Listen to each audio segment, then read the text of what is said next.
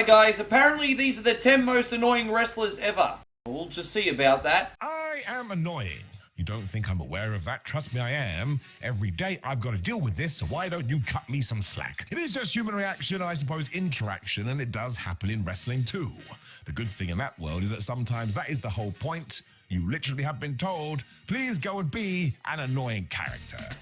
I love how Sami Zayn came up in the picture because he's actually one of my most annoying characters right now. It's really weird because there's times that I'm really into Sami Zayn, you know, the underdog hero and everything. There's just something delightful about him at times, and then at other times he'll just like constantly butt his head where it doesn't belong, try too hard to be someone's friend, and so I feel like the whole Sami Zayn thing comes in season. But anyway, so who did this the best? Well, I am the idiot son of Miller. Let's go. Number 10, the conspiracy theorist Sami Zayn. How great is Sami Zayn? Today he's the most lovable guy ever, and yet only a few years ago he was just a really frustrating dude. It was 2021 and Sami had decided he knew what the issue was with his career. There was a conspiracy theory against him. He started with management and went through the other wrestlers too. They all wanted to keep Zayn down. yeah, you know what, at this time period, it was a whole case with Sami Zayn about 5 years ago, if you're given lemons, make lemonade, right? And so he was kind of like floating around kind of obscurity, I guess you could say, in the mid-card. And then he took this conspiracy theorist gimmick and actually rolled with the amount of TV time he was given. It was actually quite entertaining. So this is the good kind of annoying. And then the rest is history. After this, he kept trying to join the bloodline, and that ended up being quite entertaining as well, and endearing even. But it's just getting to the point where that sort of part of Sami Zayn now is a little bit too much of a good thing. Look, I have no doubt the writers that he will get it right, and there'll be a time where I'm on board on the Sami Zayn train again. This was the good kind of annoying. This was the I want to watch you Sami Zayn kind of annoying, if that makes sense. Anyway. Time and time again, Sami was presented with evidence to the contrary, but he didn't want to listen to that. And do not forget, this is actually where he did start to become so beloved. He was so annoying and steadfast in that role, he somehow went and did a 180. Zayn made sure he moved away from properly winding people up when he had that WrestleMania match with Johnny Knoxville too. That was great. So good, nobody could deny how talented Sami was. So silly. It was utterly ridiculous. It's why he was also thrown into the bloodline as a one and done. The higher-ups just thought that would be funny, and they were right too. I will say this about Sami Zayn as well. He just looks like Joe Schmo. He's a very talented guy, of course, but he looks like all the rest of us. And, you know, for some people, that's very easy to get on board with. You always want someone that's relatable, right? So happened to last for years. I mean, this guy. To sum this up in a headline then, Sami Zayn was brilliant at being annoying. He could have easily rolled his eyes at his creative, all things considered, but that's not his way. He leant so hard into it that he knocked it out of the park. Now that is a worker. Number 9, Billie Kay. Fuck me, do I miss Billie Kay. She was so underrated and we did not appreciate her when we should have done. Just so damn funny. I love it being Australian as well. Her and Peyton Royce. Iconic! It's like, yeah. There was something a little bit more annoying, obviously, about Billie Kay than Peyton Royce. Obviously, they were a package deal. But, yeah, Billie Kay kind of had that bit more of a screechy voice that just kind of got on your nerves. It ended up being pretty entertaining in the end, and I actually kind of enjoyed watching them on TV. I remember, or even at Super Showdown, I actually went to Melbourne and see them when they were in their home city. I don't know if they're from Melbourne, I mean, they were in Australia. And everyone kind of got behind them and everything. It was kind of nice to see. But, yeah, Billie Kay was definitely really annoying. Did she do this too? Well, basically, she was annoying other wrestlers all the time. The version of Kay that hit these heights the most was when she was asking everybody to be her new tag team partner. Had a resume ready and everything, and yet nobody would even give her a chance. Billie started to do this mid-match as well, as her opponents would just flip, and yeah, sure, some fans did too. I mean, that just meant she was doing her job. I really thought it was fantastic. It got to the point the likes of the Riot Squad, Carmella, Nia Jax, and Toni Storm all acted nervously around Billie because she was nuts. And then, man, WWE released her in April 2021. That was one of the dumbest decisions for a while. Yeah, I mean, I don't know why they released the Iconics. Maybe it had to do with the whole COVID situation or the outbreak situation. Damn, you can't say that word on YouTube, but you know what I mean. Yeah, look, again, another case of, like, turning lemons into lemonade. She was always on the lower part of the card, and that gimmick where she was, like, trying to chase tag team partners was actually thoroughly entertaining. All basically knew the deal too. Kay was meant to be a clown, but she just understood what to do. So bring her back, damn it. the best. Number 8, The Miz. Throughout a lot of his career, The Miz has been annoying. He could be the best of the best at this. I mean, he used it all the way to the main event of WrestleMania 27. What a damn dude. He also went through the Tough Enough system, which somehow wound people up more, but I tell you, it was when he busted onto the main roster in 2006 that he showed what he was really made of. Miz's job then was to host a diva search, and let's just say he wasn't the consummate professional that he is today. He just couldn't get his words out, and the whole segment was awkward to watch. Miz knew this too. After the fact, he said he was worried he was going to get fired. Today we know that Mike Mizanin was dealing with some horrendous bullying backstage, so no wonder his head was all over the place. Although with that said, the dude's hard-headedness has to be admired. Fans didn't know that though, so they just flipped out. Who is this reality show star, and why did he get to do this? Yeah, it must be so hard, and there's no right or wrong path to getting to where you need to go. But obviously, if you take, I guess, the shorter road compared to the windier road that other people take, as human beings, naturally they're going to get bitter, right? Now, that's not right, but it's just the truth, and that's just human nature. And the fascinating thing about Miz is the first thing they're talking about here is how he was annoying to his peers in the backstage area. This is even before he became the annoying character that you see on TV. Made him pretty unlikable, but again, he rolled with it like Oasis. One day he will go into the Hall of Fame, and it will be so damn deserved. Yeah, and look, if you're going to have the blueprint of a Weasley heel, it would definitely be of The Miz. He's slightly smaller than the bigger guys, so he needs to use cunning and tactics in order to win, whether it's like grabbing weapons, distracting the referee, bringing out friends, or supposed friends, all that kind of stuff. A lot of people have tried to replicate The Miz or his style of heeldom, but I'd still think Miz is one of the best in the game at it, and he's a glorified enchantment star now. He wasn't always. He's been in the top of the card, but now he's unselfishly lower in the card to put over younger talent, which is very easy to do when you play such an unlikable persona as what he does. Definitely a future Hall of Fame. Great talent, this guy. Number 7, Babyface Doink the Clown. Never forget that Doink the character is an all-timer. You laugh at this, but go back to the original version played by Matt Bourne. That persona was terrifying. Sadly, Matt went through some personal issues and was let go in 1993. That wasn't going to be the end of this. Vince McMahon just decided, well, we can put somebody else behind the face paint. Well, that's what we did. Steve Lombardi, Heat of Brooklyn Brawler fame, and Ray Apollo were given this task, and yeah, they weren't great at it. And that wasn't their fault. They were told to just go out there and be an idiot. To try and balance this out, we just pulled back so it was literally a clown being a clown. And man, no fan wanted that. There was a lot of evolutions of Doink the Clown. This is going a little bit far back for me, but I remember they kind of had sort of I wouldn't go as far as to say the happy-go-lucky Doink, but the annoying whole clown goofy thing. And then they kind of went into the more psychotic direction, if I remember correctly. Do I find Doink the Clown annoying? No, not really.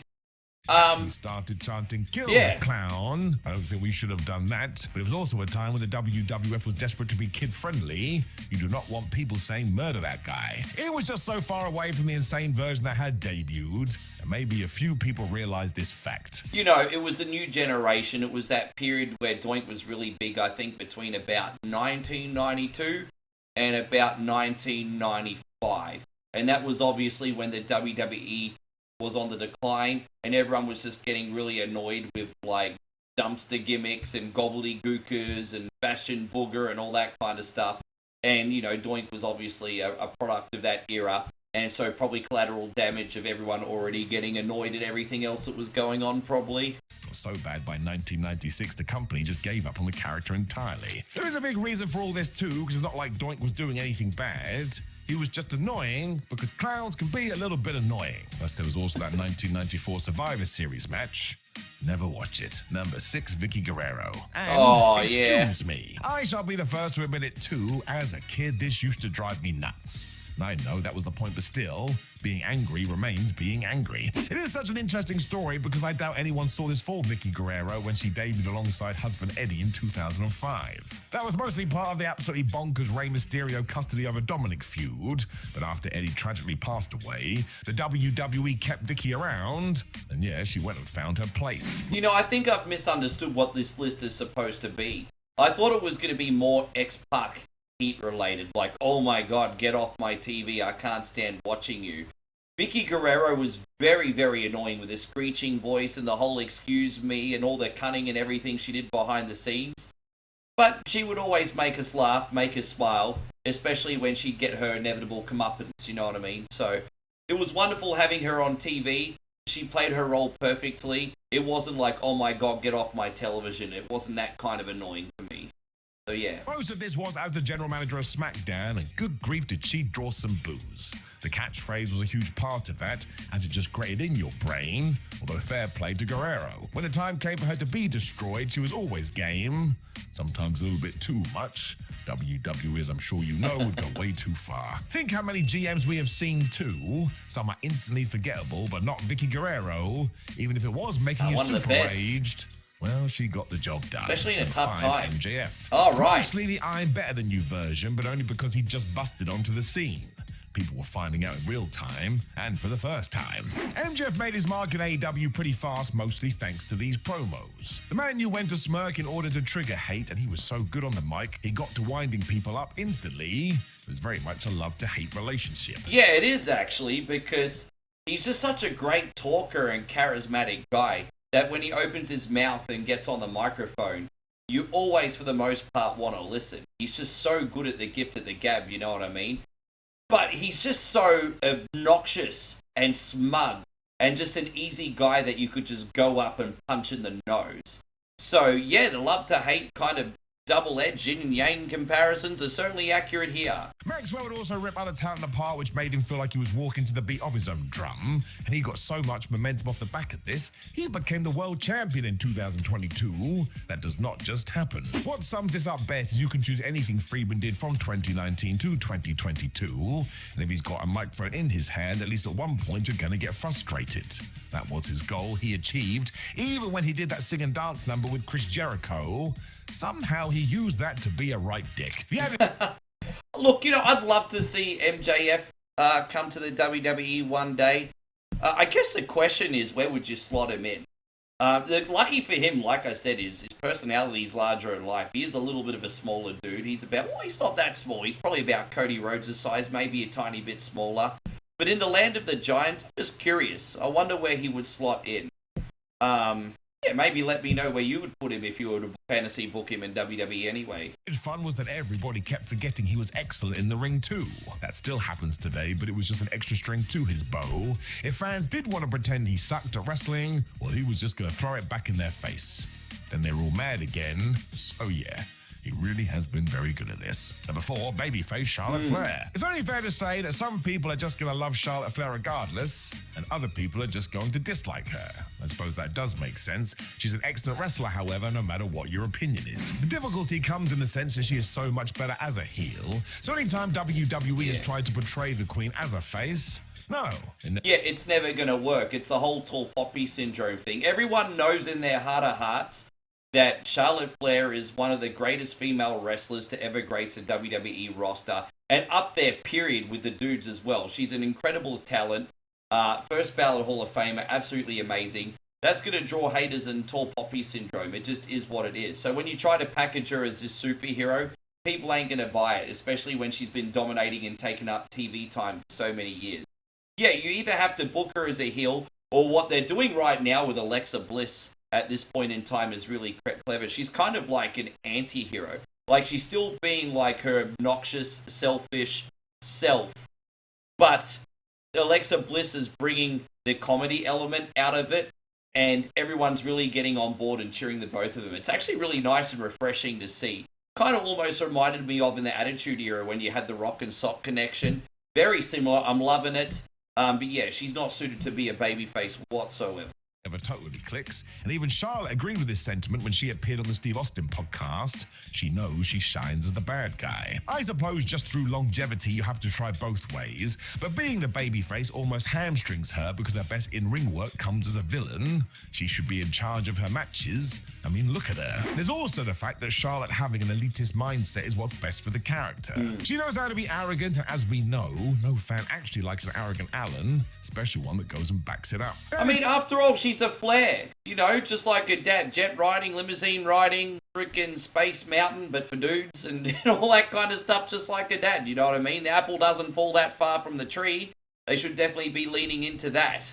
And, you know, as Charlotte dominating all the time, it's always nice to see who's going to finally dethrone her, in my opinion. Where it becomes annoying too, because we all go full nerd. If we were booking a show, we'd do this and that. Thankfully, since returning in 2025, Flair has mostly been an idiot and kept it going. She is great, and you better figure that out. Really, I tell you, this should never stop. Number 3, Baron Corbin. As the Monday Night Raw Constable, also known as Constable Corbin. Quick aside, Baron deserves a medal for what he did here. He got put in such an impossible situation and somehow figured it out to a certain extent.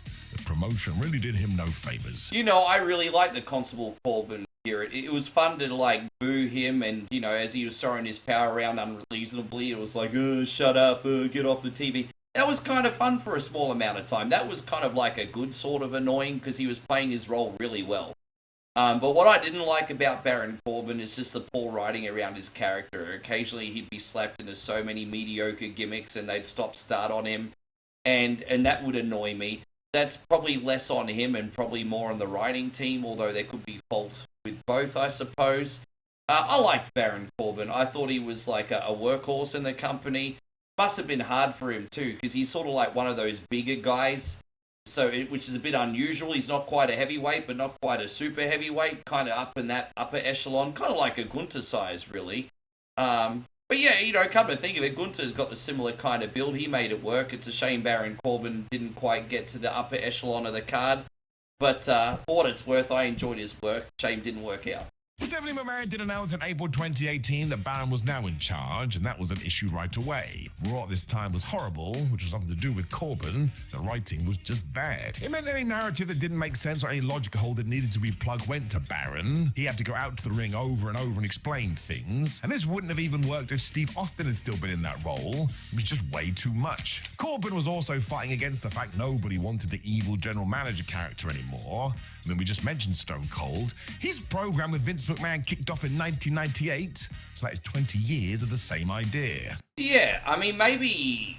So obviously, if you're going to have the evil general manager character, you need to have, like, really, really, really strong baby faces on your roster. Like, we're talking, like, massively over poster of the company baby faces, so you can garner some sympathy.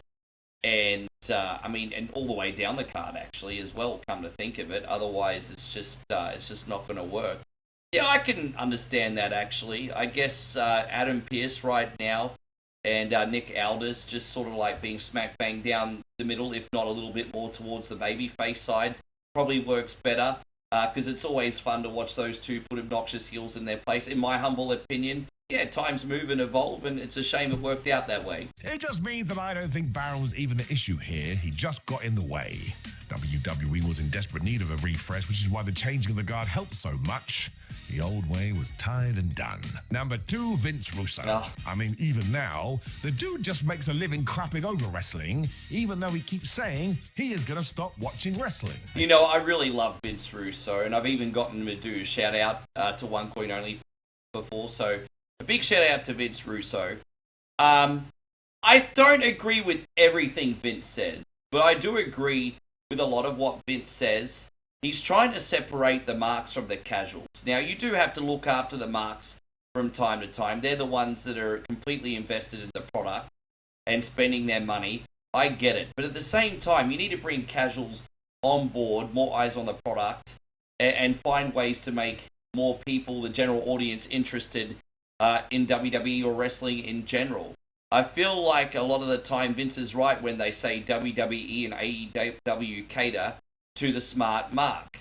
I don't always agree that that is the right way to go. I think you want to bring new fans in rather than like put the ones that you have in a bottle, because eventually if they move on, then you don't have new eyes trickling in. So I kind of always agreed with Vince Russo on that and making compelling TV. Not everyone does, and that is fine. Do believe that is called grifting. As we also know, he jumped from the WWF to WCW in 2000 for a lot of money, and one of the first things Russo promised was he would not become an on-screen character. He then became an on-screen character. I didn't and won see the him, world but title. maybe he did promise that. What did he think fans were going to do? He never got beaten for the championship either, as he just relinquished it. And as Vince was booking the show too, sheesh, the audience could not believe it, which I do understand. WCW prided itself on being somewhat old school, and then we had Judy Bagwell on a forklift and Viagra on a pole matches. Look, I'm not denying that everything that Vince Russo did on One Coin Only worked. It didn't all work, okay? And some of the booking decisions he did in WCW really worked. What didn't work? But what annoys me is a lot of people always like, oh, he killed WCW, he screwed up WCW. I don't understand why Vinny Russo doesn't get the credit he deserves for the compelling TV he wrote during the Attitude Era. No one's ever like, well, Vince Russo booked some good stories back in 1998. Well, Vince Russo did this and helped further the careers of certain superstars. No. They always want to talk about how he failed WCW. And I just think that's incredibly unfair. And if I'm wrong about this, by all means, guys, let me know in the comments. But we can't just be one-sided about this. It's awful. As soon as he could, Vince Russo became the evil boss, and as we've already talked about, it was already boring, and also it was never going to be as good as Austin versus McMahon. Be like WWE starting a new group today and calling them Red Square. Don't do it. Eventually we got to the Bash of the Beach pay-per-view, and yeah, fans were so pissed off. This is what World Championship Wrestling had become.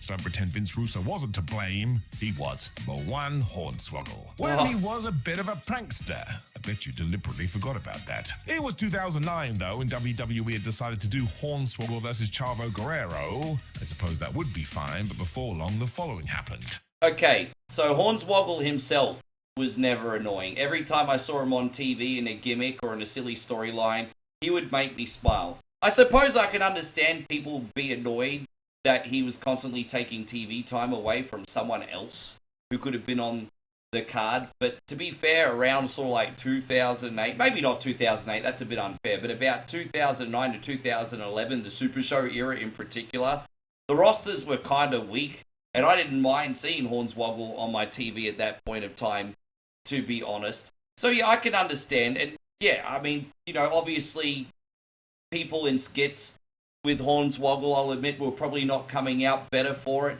You know, guys like Chavo, for example, probably looked a whole lot worse, and his stock probably dropped after being in the program with Hornswaggle.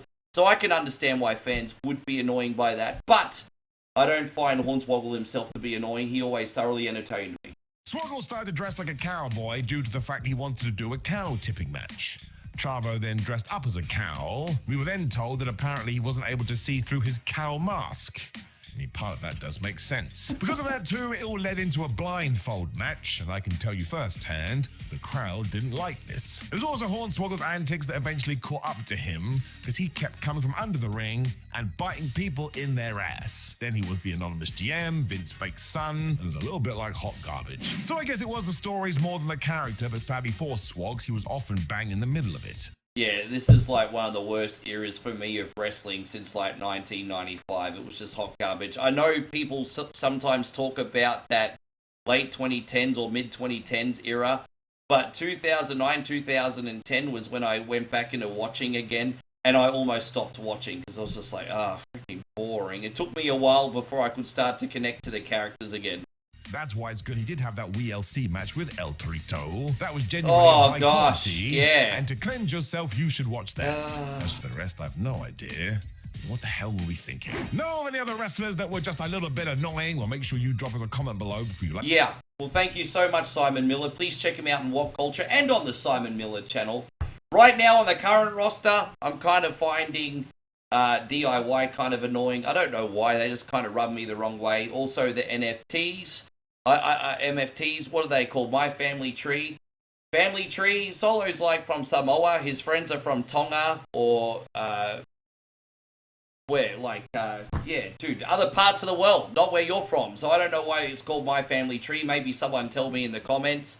And, yeah, I mean, you guys let me know who else is annoying as well. I'm kerfuffled, I'm out of here. We'll see you on the next one.